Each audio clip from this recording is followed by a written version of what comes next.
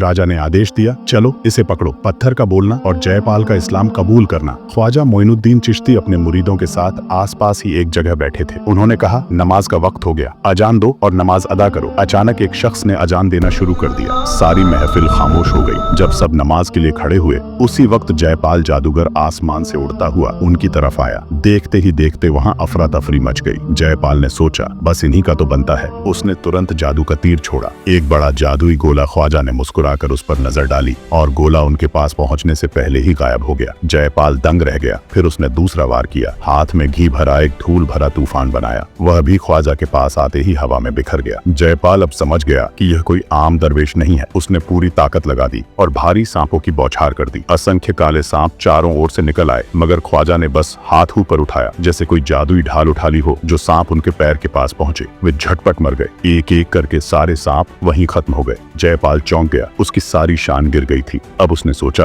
अब पीछे से वार करना होगा। वो चुपके से पीछे की ओर गया और आस पहाड़ से एक बहुत बड़ा पत्थर उठाकर ख्वाजा की ओर फेंक दिया। पत्थर हवा में उड़ता हुआ ख्वाजा के ऊपर जा रहा था कि उसी वक्त ख्वाजा ने नमाज खत्म करके देखा। चेहरा शांत रखते हुए ख्वाजा ने आसमान को निहारा और बोले, अरे पत्थर, अगर तुम अल्लाह की तरफ से आए हो तो आ जाओ और मुझे कुचल दो, लेकिन अगर तुम शैतान की तरफ से आए हो तो अल्लाह के हुक्म से यहीं रुक जाओ। उसी क्षण पत्थर रुक गया और धीरे से बोला, ख्वाजा गरीब नवाज, मैंने आपको नुकसान पहुंचाने की कोशिश की थी। जयपाल ने मुझसे कहता था कि तुम किसी काम के नहीं हो, लेकिन अब मुझे एहसास हुआ कि तुम अल्लाह के सच्चे बंदे हो। मैंने गलत किया, मुझे माफ कर दो। मैं अल्लाह का बंदा बनना चाहता हूँ। यह सुनकर वहाँ खड़े सभी की सांसें थम गईं। पत्थर की जुबान खोलते देख सब चकित रह गए। जयपाल अब पूरी तरह टूट गया। उसे यकीन हो गया कि उसकी जादुई ताकत सबके सामने फेल हो गई है। उसी समय ख्वाजा ने अपनी जूतियों को बुलाया और कहा, जा उसे यहाँ ले आओ, आश्चर्य देखो। दोनों जूते हवा में उड़ने लगे और जयपाल के चारों ओर मंडराने लगे। जयपाल भागने की कोई जगह ढूंढने ही वाला था कि जूते ने उसे घेर लिया। आखिरकार जयपाल घुटने टेक कर कहने लगा,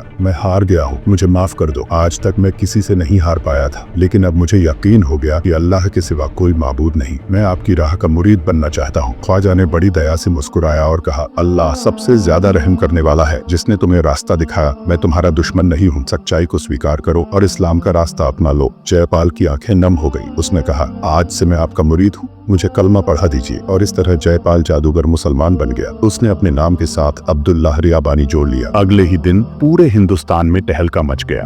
राजा के दरबार से लेकर गांव शहर तक हर ओर चर्चा थी कि बड़ा जादूगर जयपाल इस्लाम कबूल कर लिया। इसी बीच अजमेर में हिंदुओं के मुख्य पुजारी को खबर मिली। वे बुत पूजा के कट्टर भक्त थे और इस गुप्त परिवर्तन से घबरा उठे। उन्होंने राजा को जानकारी दी कि यदि यह फकीर सचमुच इतना बड़ा फकीर है तो हमें उसे इम्तिहान में खड़ा करना होगा। राजा ने आदेश दिया, इम्तिहान के दिन में सबसे बड़ी बुत रखी जाएगी। अगर यह दरवेश अपने अल्लाह की ताकत दिखाएगा तो हम राजी हो जाएंगे, वरना उसे शहर छोड़ना होगा। अजमेर में उत्सव की तैयारी थी। हिंदू भक्त घंटी बजा रहे थे। बीच बीच में मंत्रोच्चारण हो रहा था। ख्वाजा मोइनुद्दीन चिश्ती और उनके मुरीद भी मंदिर के सामने पहुंचे। मंदिर के बीचों बीच एक विशाल पत्थर की बुत रखी गई। पुजारी महाराज ने ख्वाजा को तंजिया अंदाज में कहा, सुना है तुम बुत को झूठा बोलते हो, चलो सिद्ध करो कि तुम्हारा अल्लाह सबसे बड़ा है। अगर तुम सच कहते हो तो यह बुत बोल पड़े। ख्वाजा ने विनम्रता पूर्वक कहा, मुझ में कोई बड़ी ताकत नहीं, मैं अल्लाह का बंदा हूँ। अल्लाह चाहेगा तो तुम भी देख लोगे। सभी सांस रोके मंदिर की ओर देख रहे थे। ख्वाजा ने गहरी सांस ली और पत्थर की ओर देखा। बुलंद आवाज में कहा, हे पत्थर, सुन ले मेरी बात। मेरा नाम ख्वाजा मोइनुद्दीन चिश्ती है। मैं अल्लाह का बंदा हूँ। अल्लाह के हुक्म से बोलो कि अल्लाह एक है और यह बुत झूठा है। तभी हुआ कुछ ऐसा कि सभी हैरान रह गए। पहाड़ की गर्जना की तरह पत्थर की बुत गूंजी और बोली, अल्लाह एक है, वही इस जहां का पालनहार है। मैं झूठी हूँ, मेरे सिवा कोई रब नहीं। और इन शब्दों के साथ वह पत्थर खुद ब खुद चूर चूर होकर टूट गया। भीड़ में सन्नाटा पसर गया। कई लोगों की आंखों से आंसू झड़ पड़े। सब ख्वाजा की तरफ देखते रह गए।